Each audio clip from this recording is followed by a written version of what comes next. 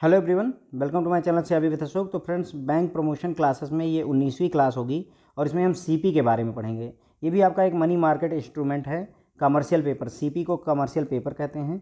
Certificate of deposit के बारे में हमने पहले ही पढ़ लिया है, ठीक है।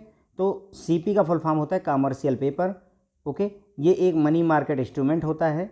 सीपी इज निगोशिएबल इंस्ट्रूमेंट, ये भी एक निगोशिएबल इंस्ट्रूमेंट होता है, ध्यान रखेंगे। अब इसे कौन इशू कर सकता है? कमर्शियल पेपर कौन इशू कर सकता है? कमर्शियल पेपर है, मतलब कमर्शियल का मतलब ये हो गया जो कारपोरेट्स वगैरह होते हैं वो इशू करते हैं। तो commercial paper can be issued by corporates, primary dealers and financial institution, ठीक है।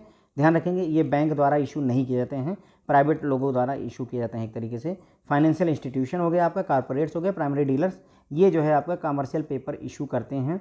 सीपी का फुल फॉर्म होता है कमर्शियल पेपर।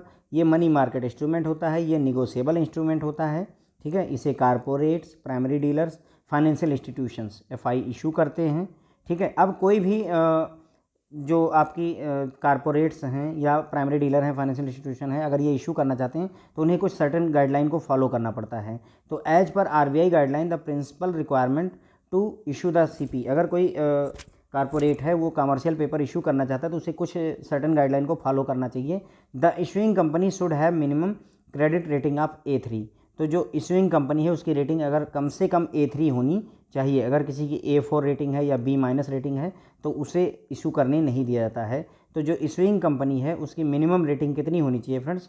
A3 होनी चाहिए, तभी उसे कमर्शियल पेपर इशू करने की इजाज़त या अलाउंस होता है, ठीक है। अब in case of fund based facility, अब मान लीजिए उस कंपनी ने बैंक से लोन ले रखा है, तो जो लोन हो उसका वो स्टैंडर्ड कैटेगरी में होना चाहिए, एनपीए नहीं होना चाहिए। ध्यान देंगे, स्टैंडर्ड कैटेगरी में होना चाहिए। जो भी लोन लिया हुआ है बैंक से आपने, उस कंपनी ने जो कमर्शियल पेपर इशू करना चाहती है तो उसका जो लोन हो वो स्टैंडर्ड कैटेगरी में होना चाहिए। उसकी रेटिंग कम से कम कितनी होनी चाहिए? A3 होनी चाहिए। जो लोन है वो स्टैंडर्ड कैटेगरी में होना चाहिए। और जो कंपनी की टेंजिबल नेट वर्थ है वो कम से कम 4 करोड़ होनी चाहिए। कितनी होनी चाहिए? जो टेंजिबल नेट वर्थ है कंपनी की फ्रेंड्स, वो कम से कम 4 करोड़ होनी चाहिए। और ये as per last balance sheet है ना, जो लास्ट बैलेंस शीट उसने इशू की थी उसमें हम देखेंगे और ये देखेंगे कि क्या कंपनी की टेंजिबल नेट वर्थ 4 करोड़ है, 4 करोड़ या 4 करोड़ से ज़्यादा होनी चाहिए, मिनिमम 4 करोड़ होनी चाहिए। अगर ये 3 कंडीशन को कोई कारपोरेट फुलफ़िल करता है, कोई कंपनी फुलफ़िल करती है, तभी वो कमर्शियल पेपर इशू कर सकती है। सीपी इशू करने के लिए 3 बातें हमें ध्यान रखनी होती हैं। पहला, जो रेटिंग है मिनिमम A3 होनी चाहिए। दूसरा, अकाउंट स्टैंडर्ड होना चाहिए, उसका जो लोन है वो स्टैंडर्ड होना चाहिए। और तीसरा, जो कंपनी की नेट वर्थ है, टेंजिबल नेट वर्थ है, वो कम से कम 4 करोड़ होनी चाहिए as per last balance sheet. अगर ये 3 कंडीशन को फुलफ़िल करता है कोई भी कंपनी तो वो कमर्शियल पेपर को इशू कर सकता है। कमर्शियल पेपर की मिनिमम मेच्योरिटी 7 दिन, मैक्सिमम मेच्योरिटी 1 साल होती है। यानी आपका जैसे सीडी का था, सर्टिफिकेट ऑफ डिपॉजिट के केस में भी मिनिमम मेच्योरिटी 7 दिन थी, मैक्सिमम मेच्योरिटी 1 साल थी, ठीक है। डिनोमिनेशन कितना होता है फ्रेंड्स? इसका 5 लाख रुपए होता है, ध्यान रखेंगे। और फिर मल्टीपल ऑफ 5 लाख ही चलता है, ओके। तो 5 लाख, 10 लाख, 15 लाख, 25 लाख, 75 लाख ऐसे चलेगा, ठीक है। तो जो सीपी होता है, कमर्शियल पेपर होता है, उसका मिनिमम डिनोमिनेशन 5 लाख रुपए होता है। फर्दर ये 5 लाख के मल्टीपल में ही चलता है। कुछ और छोटी छोटी बातें जानेंगे। CP commercial paper is issued as issuance promissory note. Issuance मतलब होता है जिसकी पेमेंट लेट में हो। प्रॉमिनरी नोट का मतलब कि जैसा प्रॉमिस किया गया वैसा पूरा किया जाएगा, ठीक है। Commercial paper is issued at discount to face value. जितनी वैल्यू होगी, 5 लाख रुपए अगर फेस वैल्यू है उसकी, तो इसे 4,90,000, 4,80,000 ऐसे इशू किया जाता है, डिस्काउंट पर इशू किया जाता है। जो कमर्शियल पेपर होता है फ्रेंड्स, उसे डीमैट फॉर्मेट में इशू किया जाता है, ध्यान रखेंगे। डीमैट फॉर्मेट, डीमेटरलाइज फॉर्मेट में ही इशू किया जाता है कमर्शियल पेपर को। Settlement cycle for over the counter है ना, OTC, ओवर द काउंटर जो ट्रेड होते हैं कमर्शियल पेपर में, उसका सेटलमेंट साइकिल T+0 या T+1 डे होता है, ठीक है फ्रेंड, ध्यान रखेंगे। उसके अलावा बाईबैक ऑफ सीपी, जो कंपनी है वो चाहे तो कमर्शियल पेपर को बाईबैक भी कर सकती है, ठीक है। बाईबैक ऑफ सीपी में क्या होता है? Issuer can buyback the CP issued by them to investor before maturity, ठीक है। तो जो कमर्शियल पेपर जिस कंपनी ने लॉन्च किया था वो चाहे तो उसे बाईबैक कर सकती है इन्वेस्टर से मेच्योरिटी के पहले पहले ही।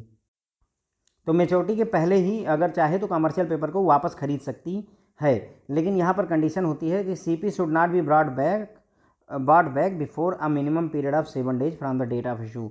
तो जिस डेट को इशू हुआ है उसके 7 दिन कम से कम बीतने के बाद ही जो है बाई बैक किया जा सकता है, उससे पहले आप बाई बैक नहीं कर सकते हैं। ठीक है फ्रेंड, तो ये हमने काफ़ी सारी बातें जो है कमर्शियल पेपर के बारे में जानी।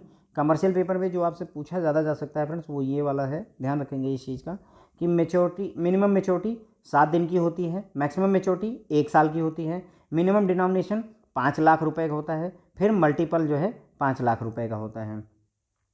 अगर यहीं पर मैं CD से कंपेयर कर दूँ आपका सर्टिफिकेट ऑफ डिपॉजिट से, तो उसमें भी मिनिमम मैच्योरिटी 7 ही दिन है, मैक्सिमम मैच्योरिटी 1 साल है, कोई दिक्कत नहीं है।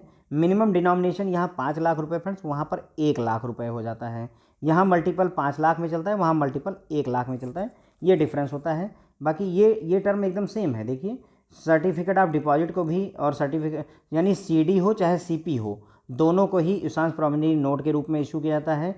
CP हो चाहे CD हो, दोनों को ही डिस्काउंट में इशू किया जाता है, लेकिन CP को डीमैट फॉर्म में इशू किया जाता है। ध्यान रखेंगे कि CP जो है मोस्टली डीमैटलाइज फॉर्म में ही इशू की जाती है। और ओवर द काउंटर जो ट्रांजैक्शन अगर हो रही है CP की, तो उसका सेटलमेंट T+0 या T+1 डे में हो जाना चाहिए। अगर जो कंपनी ने certificate of CP commercial paper जो इशू किया हुआ है उसको वो अगर चाहे तो बाई बैक भी कर सकता है मैच्योरिटी से पहले, लेकिन उसे कम से कम इशू करने के 7 दिन तक कम से कम वेट करना, मिनिमम 7 डेज पीरियड तक उसे वेट करना होगा, उसके बाद ही वो उसे बाई बैक कर सकता है इन्वेस्टर से। ठीक है फ्रेंड, उसके बाद में CP का फुल फॉर्म होता है आपका कमर्शियल पेपर। ये एक मनी मार्केट इंस्ट्रूमेंट है, ये एक निगोशिएबल इंस्ट्रूमेंट है। ठीक है, कौन इशू कर सकता है? कारपोरेट, प्राइमरी डीलर्स और फाइनेंशियल इंस्टीट्यूशन इसको इशू कर सकते हैं। कोई भी कंपनी अगर कमर्शियल पेपर को इशू करना चाहती है तो मिनिमम 3 रिक्वायरमेंट है। एक तो उसकी जो रेटिंग होनी चाहिए, क्रेडिट रेटिंग मिनिमम A3 होनी चाहिए। बैंक से जो फंड बेस्ड फैसिलिटी ले रखी है वो लोन जो है स्टैंडर्ड कैटेगरी में होना चाहिए, और जो उसकी टेंजिबल नेटवर्थ है वो मिनिमम 4 करोड़ होनी चाहिए as per last balance sheet. ठीक है, अगर ये 3 कंडीशन को फुलफिल करता है कोई, तो ही वो जो है कमर्शियल पेपर को इशू कर सकता है। कमर्शियल पेपर की मिनिमम मैच्योरिटी 7 दिन की होती है, मैक्सिमम मैच्योरिटी 1 साल की होती है, मिनिमम डिनोमिनेशन 5 लाख रुपए का होता है। इसे इशांश प्रॉमिनरी नोट के रूप में इशू किया जाता है, इसको भी डिस्काउंट पर इशू किया जाता है। ये डीमैटेरियलाइज फॉर्म में इशू होता है। अगर ओवर द काउंटर ट्रेडिंग हो रही है मान लीजिए इसकी ना फॉरेक्स वगैरह में कमर्शियल पेपर की, तो उसका सेटलमेंट जो है T+0 या T+1 डे में हो जाना चाहिए। अगर कोई कंपनी चाहे तो अपने कमर्शियल पेपर को बाई बैक कर सकती है अपने इन्वेस्टर से। मैच्योरिटी से पहले 1 साल के लिए कमर्शियल पेपर इशू किया था, लेकिन चाहे तो 3 महीने बाद ही उसे वापस खरीद सकती है, कोई दिक्कत नहीं है। लेकिन RBI कहता है कि कम से कम 7 दिन के लिए आपको वेट करना, इशू करने के 7 दिन तक तो आपको रुकना ही पड़ेगा, उसके बाद ही जो है आप बाई बैक कर सकते हैं। ऐसा नहीं कि आज इशू किया और कल वापस बाई बैक चाह रहे हैं, तो वो पॉसिबल नहीं। मिनिमम 7 डेज तक ये इन्वेस्टर के पास रहेगा ही रहेगा। ठीक है फ्रेंड, तो ये हो गया सारी जानकारी कमर्शियल पेपर के बारे में। अब उम्मीद है आप लोगों को हमारा लेक्चर पसंद आया होगा। अगर कोई सजेशन हो तो कमेंट बॉक्स में ज़रूर बताएं। Thank you so much.